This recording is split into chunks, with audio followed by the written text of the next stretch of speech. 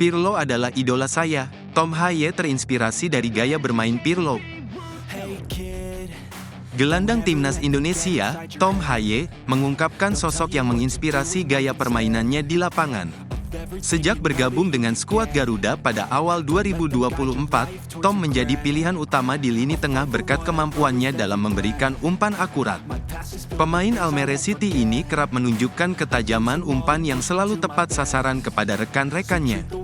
Baru-baru ini, ia mengungkapkan bahwa ada satu pemain yang menjadi inspirasinya dalam bermain. Tom, yang kini berusia 30 tahun, mengaku terinspirasi oleh legenda sepak bola Italia, Andrea Pirlo. Ia mengagumi gaya bermain ex-gelandang Juventus dan AC Milan tersebut yang terkenal dengan ketenangan serta akurasi umpannya yang luar biasa. Pirlo dikenal sebagai maestro lini tengah yang mampu mengendalikan permainan dengan visi dan umpan presisi. Tak heran jika Tom merasa ada kesamaan dalam gaya bermainnya dengan sang legenda. Dalam sebuah wawancara, Tom menyatakan bahwa ia telah lama memperhatikan cara bermain Pirlo, terutama dalam hal mengatur serangan dengan umpan-umpan cermat. Ia merasa permainannya memiliki beberapa kemiripan dengan ex-pemain timnas Italia itu. Meski demikian, ia juga menyadari adanya perbedaan dalam gaya bermain mereka. Tom menilai dirinya lebih fleksibel, mampu bermain lebih bertahan maupun lebih maju untuk membantu serangan, sesuatu yang tidak terlalu sering dilakukan oleh Pirlo. Selain terinspirasi oleh Pirlo, Tom juga terus belajar dari berbagai gelandang top dunia untuk meningkatkan kemampuannya. Dengan banyaknya referensi dari para pemain hebat, ia berharap dapat terus mengembangkan kualitas permainannya dan memberikan kontribusi maksimal bagi timnas Indonesia. Pertimbangkan Jay Izzes jadi kapten klub. Pelatih Venezia jelaskan Jay punya aura pemimpin. Pelatih Venezia, Eusebio Di Francesco, memastikan bahwa Jay Izzes tetap berstatus sebagai wakil kapten setelah kepergian Joel Pojanpalo ke Palermo. Meski begitu, peluang Izzes untuk menjadi kapten utama tetap terbuka. Dalam konferensi pers menjelang laga melawan AS Roma, Di Francesco menegaskan bahwa kaptennya adalah Zampano. Setelah itu kami memiliki pemimpin di lini pertahanan seperti Izzes, yang telah menunjukkan kemampuan hebat untuk dekat dengan rekan setimnya, berbicara dalam berbagai bahasa, tahu bagaimana menangani semua situasi. Keputusan ini diambil untuk menjaga stabilitas tim setelah kehilangan sosok Pojanpalo yang sebelumnya berperan penting dalam skuad. Pada laga melawan Udinese pekan lalu, Izzes sempat mengenakan ban kapten karena Zampano tidak dimainkan dan hanya berada di bangku cadangan. Meski demikian, status kepemimpinan dalam tim belum ditetapkan secara permanen.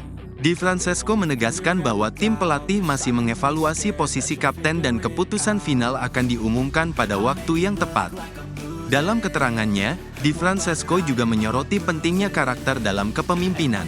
Ia membandingkan situasi di Venezia dengan pengalaman saat melatih AS Roma ketika tim masih diperkuat oleh Francesco Totti, yang dikenal sebagai kapten sejati dengan pengaruh besar dalam tim. Menurutnya, setiap pemain memiliki karakter kepemimpinan yang berbeda, sehingga pemilihan kapten harus mempertimbangkan banyak aspek, termasuk komunikasi dan kedekatan dengan rekan setim. Selain menjadi wakil kapten Venezia, Jay Izzes juga memiliki pengalaman mengenakan ban kapten timnas Indonesia dalam beberapa pertandingan. Kepercayaan yang diberikan baik di level klub maupun tim nasional menunjukkan bahwa Izzes memiliki kualitas kepemimpinan yang diakui. Dengan pengalamannya, ia berpeluang besar untuk menjadi kapten utama Venezia di masa mendatang. Solusi lini depan timnas. Harapan Erick Thohir untuk Ole Roemeny. Striker keturunan Indonesia Belanda, Ole Roemeny, resmi menjadi warga negara Indonesia. Ia bersama dua pemain muda berbakat, Tim G.I. Pence dan Dion Marks, telah menjalani sumpah kewarganegaraan. Upacara sakral ini berlangsung di London, lokasi yang dipilih karena Roemeny masih aktif bermain untuk klub Oxford United di Inggris. Dengan status barunya sebagai WNI, Roemeny selangkah lebih dekat untuk memperkuat timnas Indonesia di level internasional. Keputusan naturalisasi Roemeny disambut baik oleh Ketua Umum PSSI, Erick Thohir, yang bersyukur karena proses ini berjalan lancar sesuai rencana. Pemain kelahiran tanggal 20 Juni tahun 2000 ini diharapkan dapat menambah ketajaman lini depan timnas Indonesia, terutama dalam menghadapi laga-laga penting di kualifikasi Piala Dunia 2026 putaran ketiga. Kehadirannya diyakini bisa memberikan dimensi baru dalam strategi permainan dan meningkatkan daya serang skuad Garuda. Masalah ketajaman lini depan masih menjadi tantangan bagi timnas Indonesia, di mana seringkali peluang emas gagal dikonversi menjadi gol. Dengan bergabungnya Romeni, harapan besar disematkan padanya untuk membantu menyelesaikan permasalahan ini. Semoga dengan kehadiran oleh Romeni di timnas Indonesia, daya gedor skuad Garuda semakin tajam dan bisa memberikan dampak yang positif bagi timnas Indonesia, ujar Erick Thohir. Setelah resmi menjadi WNI, Romeni berpeluang segera tampil membela timnas Indonesia dalam kualifikasi Piala Dunia 2026. Tantangan berat menanti pasukan Merah Putih dengan menghadapi Australia dan Bahrain dalam waktu dekat. Dengan tambahan amunisi baru seperti Romeni, timnas Indonesia bertekad tampil lebih kompetitif dan meningkatkan peluang lolos ke putaran berikutnya. Misi kalahkan timnas. Pelatih China targetkan sapu bersih 2 pertandingan.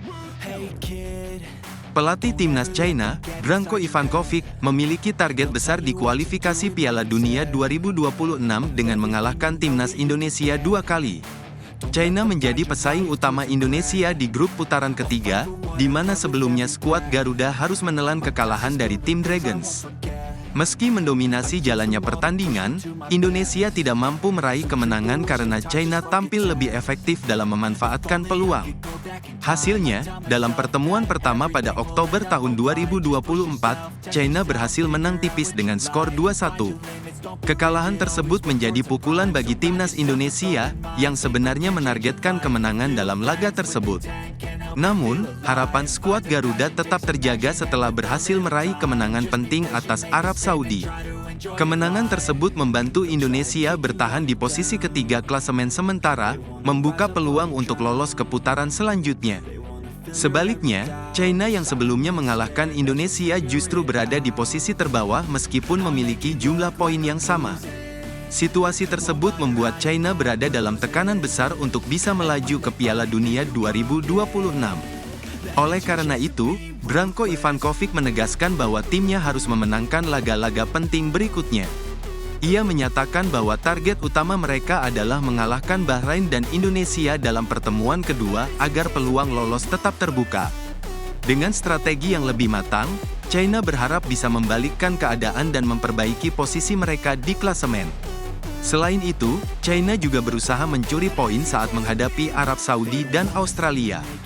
Menurut Ivankovic, kedua tim tersebut tengah mengalami penurunan performa, sehingga ada peluang bagi China untuk meraih hasil positif. Dengan tekad yang kuat, pelatih asal Kroasia itu optimistis timnya bisa bangkit dan bersaing memperebutkan tiket ke Piala Dunia 2026.